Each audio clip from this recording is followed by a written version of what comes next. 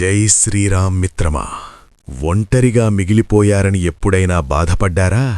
సమూహం మిమ్మల్ని వేరుగా చూస్తోందని, బలహీనులని ఉద్రవేస్తోందని మీ అంతరాత్మ అరవలేదా?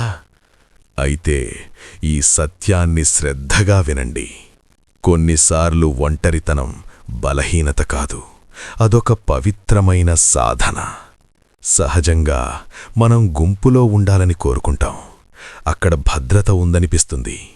అందరూ వెళుతున్న దారే సరైందని మనసు నమ్ముతుంది. కాని ఒక్క క్షణం ఆలోచించండి. ఆ గుంపు వెళ్తున్న దారి నిజంగానే సరైందేనా? అప్పుడప్పుడు ఒక జీవి తన మార్గాన్ని తానే ఎంచుకుంటుంది. దారి తప్పి కాదు, తన సత్యాన్ని వెతుక్కుంటూ. లోకం దృష్టిలో అది ఒంటరిది, బలహీనమని అనిపిస్తుంది. కాని నిజం అది కాదు.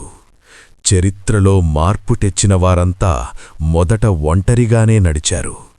సమాజం ముందుగా వారిని అర్థం చేసుకోలేదు, పరిహసించింది. నిజమైన బలం 10 మందితో ఉండటంలో కాదు, మన అంతరాత్మ చెప్పిన దారిలో ఒంటరిగా నడిచే ధైర్యంలో ఉంది.